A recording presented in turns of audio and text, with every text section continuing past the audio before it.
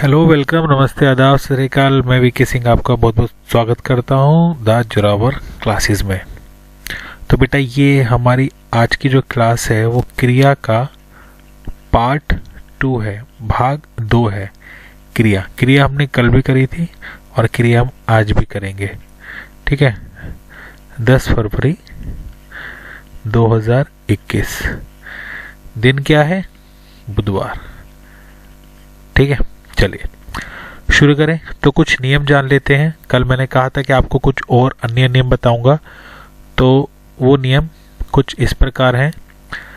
आप इनको क्रम वाइज अपनी कॉपी में लिख सकते हैं। ठीक है, और इसको याद भी रखने हैं आपको।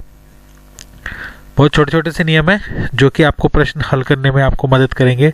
जैसे कि पहला देखिए, लिंग, वचन और पुरुष के आधार पर क्रिया में परिवर्तन होता है। बहुत इंपॉर्टेंट है, पेपरों में आता है बार बार।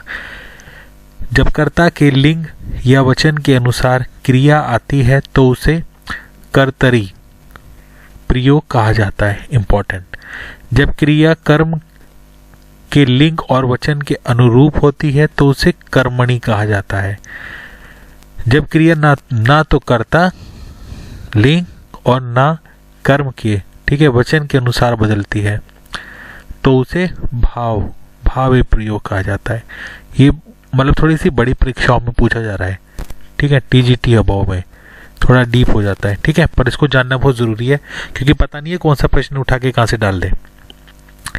जब कर्ता के साथ कोई परसर्ग नहीं लगा हो तो क्रिया कर्ता के लिंग वचन के अनुसार आती है। ठीक। जब कर्ता के साथ कोई परसर्ग लगा हो तो तथा कर्म के साथ कोई परसर्ग ना हो तो क्रिया कर्म के लिंग वचन के अनुरूप होती है। ठीक। परसर्ग यहाँ पे जो बार बार शब्द आ रहा है उसका मतलब है, ये देखिए, कर्म के साथ को परसर्ग लगाओ। ठीक, कर्म के साथ को परसर्ग लगाओ, याद रखें। जब कर्ता और कर्म दोनों के साथ में परसर्ग लगे हो, ठीक है, तो एक वचन में पुल्लिंग होता है। एक इंपॉर्टेंट है जो इसमें है, देखिए, हाँ जी, ये वाला है ना, सर्वनाम कर्ता के पुरुष के अनुसार भी क्रिया के रूप में परिवर्तन होता है। ठीक है, ये इंपॉर्टेंट है, सर्वनाम कर्ता के पुरुष के अनुसार। ठीक है जी। और ऐसे ही दूसरे नियम हैं ये, क्रिया के जिस रूप से यह पता चले कि यह कर्ता या कर्म के लिंग वचन और भाव के अनुसार प्रयोग की गई है तो उसे वाच्य कहलाता है। वाच्य आपने पढ़े होंगे इंग्लिश में, वॉइस कहलाते हैं। ठीक है, 3 तरह के होते हैं ये, एक्टिव, पैसिव और इम्पर्सनल। ज़्यादातर आपको ये पता होंगे एक्टिव और पैसिव वॉइस बनाए, है ना, आपने स्कूल टाइम में आपने करे होंगे ज़रूर। तो एक्टिव वॉइस क्या होते हैं? क्रिया के जिस रूप में कर्ता की प्रधानता हो। ठीक। और पैसिव वॉइस में क्या होता है? कर्म की प्रधानता हो, होता ना। और भाववाच्य इम्पर्सनल में क्या है? क्रिया के जिस रूप में ना तो कर्ता की प्रधानता हो ना ही कर्म की प्रधानता हो, बल्कि भाव की प्रधानता हो। तो सिंपल है, तभी उसके नाम से आप जान सकते हैं। ठीक है, तो ये थोड़ी सी इंपॉर्टेंट चीजें थी जिसके बारे में हमने चर्चा करी है।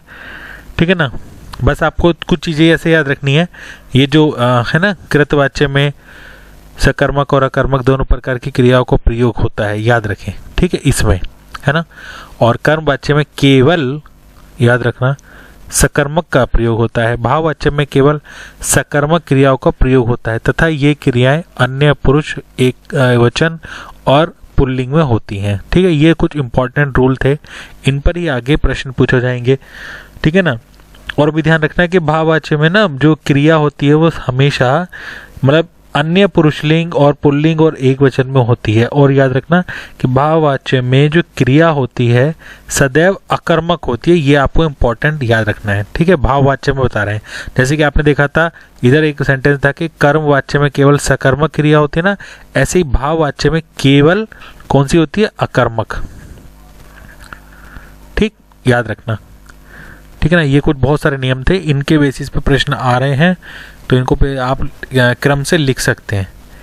चलिए शुरू करते हैं आज के प्रश्न लेना। निम्नलिखित में से किस वाक्य में सकर्मक क्रिया है? राम दौड़ा, मैं रुक गया, उसने कार बेच दी, राहुल सो गया। ठीक है, मैंने कल भी आपको बताया था कि सकर्मक क्रिया की जब आप पहचान करेंगे तो आप वाक्य में ढूंढेंगे कि क्या हुआ। ठीक, तो क्रिया में जोड़ेंगे। ठीक है, तो क्रिया यहाँ पे देखेंगे तो दौड़ा, क्या दौड़ा, समझ नहीं आया। रुक गया, क्या रुक गया, समझ नहीं आया। क्या बेच दी, बेचना क्रिया हुई, क्या बेच दी, ठीक, कार बेच दी। तो यही हमारा आंसर है। ठीक है, बहुत बढ़िया। क्वेश्चन नंबर 2, आंसर करते रहिए इसी तरह से ही। अधोलिखित किस वाक्य में अकर्मक क्रिया है? ठीक जी, आसान है, बहुत बढ़िया। ठीक है ना, क्योंकि देखिए बाकी में आप देखेंगे तो खाना खा रहा है, गाड़ी चलाता है, स्वेटर बुनती है, यहाँ पे वो चीजें नहीं है, इसलिए क्या है, अकर्मक क्रिया। ठीक, चलिए बहुत बढ़िया। प्रश्न नंबर 3, जब कर्ता एक क्रिया समाप्त कर उसी क्षण दूसरी क्रिया में प्रवृत्त हो जाता है तब पहली क्रिया क्या कहलाती है ना? जब एक क्रिया जैसे ही समाप्त हुई, कल भी बताया था ना कि पंडित जी नहा के पूजा करते हैं, है ना, मैं पढ़कर थोड़ी देर सो जाता हूँ। ठीक, तो ऐसी क्रिया क्या कहलाती है? सिंपल सी है, पूर्वकालिक क्रिया। ठीक है, बहुत अच्छे। चलिए चलिए जल्दी जल्दी करते हैं ना, टाइम नहीं वेस्ट करते। उनके बिना तुम कुछ नहीं हो वाक्य में संबंध बोधक शब्द कौन सा है? ठीक जी जी, क्रिया का ही सवाल है। उनके बिना, ठीक, अब देखो यहां पर आपको पहचानना है कि संबंध क्यों उनके बिना। ठीक, ये जी, ये तो हो गया आपका सर्वनाम। ठीक, उनके बिना, बिना जो है वो आपका क्या है? आंसर है वो आपका संबंध बोधक क्रिया शब्द है। ठीक जी, प्रश्न नंबर 5 देख लेते हैं। धातु में ना जोड़ने पर क्या बनता है? ये तो कल आपको बताया था कि जब धातु में ना जुड़ जाता है तो क्या बन जाती है? सामान्य क्रिया बन जाती है। ये कल जब क्लास कराई थी उसकी पहली लाइन ही यही थी और ये प्रश्न में आया हुआ है। प्रश्न नंबर 6 ले लेते हैं। निम्नलिखित वाक्यों में से किस में नाम धातु का प्रयोग हुआ है? बहुत बढ़िया, आप इसको थोड़ा पढ़िए और मुझे बताइए। चाय ठंडी हो गई, थोड़ा गर्मा देना, उनकी कहानी समाप्त हो गई है, प्रदूषण काफी बढ़ गया है, पेड़ पौधे सूख चुके हैं। बहुत इजी है। नाम धातु में अभी हमने जैसे पिछले प्रश्न में देखा था ना कि नाम धातु में हम क्या जोड़ देते हैं? ना जोड़ देते हैं, उससे हमारी जो सामान्य क्रिया बनती है। तो आप इधर देखेंगे जो नाम धातु में जो ना जुड़ी है वो यहाँ जुड़ी है ना, दे में जुड़ गई है ने, तो बन गया देना। ठीक, तो यही हमारा आंसर है। इतनी देर लगा दी आपने आंसर देने में। चलिए, कृतवाच्य से कर्मवाच्य में प्रयोग हुआ है। जी, कृतवाच्य, ठीक है, कृतवाच्य से कर्मवाच्य। अगर आपको कृतवाच्य याद नहीं है तो आप देख सकते हैं दोबारा से। देख, वहां पे क्या थी? कर्ता की प्रधानता थी। ठीक, और कर्मवाच्य में कर्म की प्रधानता थी, और भाववाच्य में इन दोनों की नहीं है, सिर्फ भाव की। ठीक, तो कृतवाच्य से कर्मवाच्य। हेमंत खाना खाता है। ठीक, पिंकी पत्र लिख रही है और मोहन तस्वीर बनाएगा। तो आप देखते हैं कि यहाँ पर जो है वो ये है। ठीक, पर हमने क्या बताया? ये सिर्फ इसी के ऊपर बेस्ड है, मतलब ये कृतवाच्य है, पर हमने कहा कृतवाच्य से कर्मवाच्य है ना। तो देखेंगे दिव्या के द्वारा अंगूर खरीदे गए। ठीक, तो कर्म हुआ किसके द्वारा? दिव्या के द्वारा। ठीक, तो यानी कि जब यहाँ पर इसको आप कैसे पहचान सकते हैं, है ना? इसको सिंपल से तरीके में अगर मैं आपको बताऊं, इसको और आसान से इसको मतलब आप कैसे भविष्य में याद रख सकते हैं। ठीक है, तो इसमें आप ये देख लीजिए कि आपका ना तो इसमें कर्ता की प्रधानता है और ना ही आपकी किसकी प्रधानता है? कर्म की। केवल और केवल किसकी प्रधानता रहेगी? नहीं मतलब सॉरी, मतलब यहाँ पे कर्ता जो है उसकी इम्पोर्टेंस नहीं है, कर्ता ने आगे ट्रांसफर कर दिया कर्म, उस पे ट्रांसफर मतलब बेस्ड उस पे है हमारा, ठीक। तो जो हमारा बेस आधार है हमारा वो कर्म है, ठीक है ना, कर्ता से कर्म के ऊपर चला गया। तो इसीलिए हमारा आंसर ये हो गया कि जो दिव्या हमारी जो कर्ता थी, ठीक है ना, उसके द्वारा, तो ये जो द्वारा लग गया ना बीच में, ठीक, यही हमारा आंसर है इसका।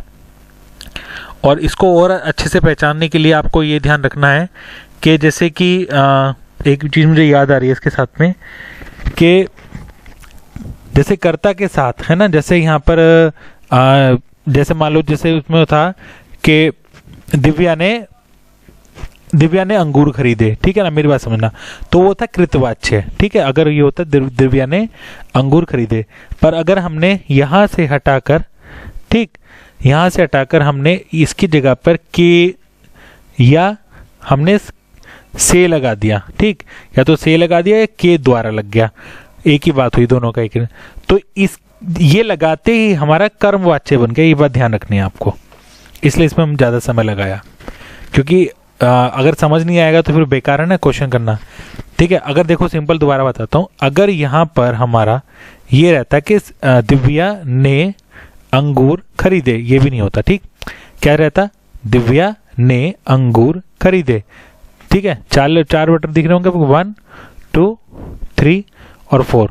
पर जब हम इसको कर्मवाच्य बनाएंगे तो हमको जो ने है वो हटाना पड़ेगा और क्या लगाना पड़ेगा उसकी जगह पे, के द्वारा, और अंत में हमको जो अंत जब हमारा खत्म होगा, ठीक है, तो हमको अंत में क्या लगाना पड़ेगा, या तो आ लगाएंगे, ठीक है, या हम ए लगाएंगे, ठीक है, या हम ई लगाएंगे। तो ये भी लगाएंगे हम लिंग के आधार पर, ठीक है। इसीलिए ये प्रश्न थोड़ा इंपॉर्टेंट था और बड़ी परीक्षा में पूछा गया था। प्रश्न नंबर 8, इनमें से किस वाक्य में प्रेरणार्थक क्रिया नहीं है? ये तो बहुत आसान है, कल ही आपको बताया था प्रेरणार्थक क्रिया कौन सी होती है, कॉजेटिव वर्ब, जब आप स्वयं न करा के किसी और से कार्य कराते हैं। तो देख सकते हैं कि कह रहे कि नहीं है, तो देखिए खाना बनवाया, चाय पिलवाई, खेत जुतवाया, तो इन तीनों में दिख रही है, इसमें नहीं है, तो यही हमारा आंसर है, आंसर नंबर डी। प्रश्न नंबर 9,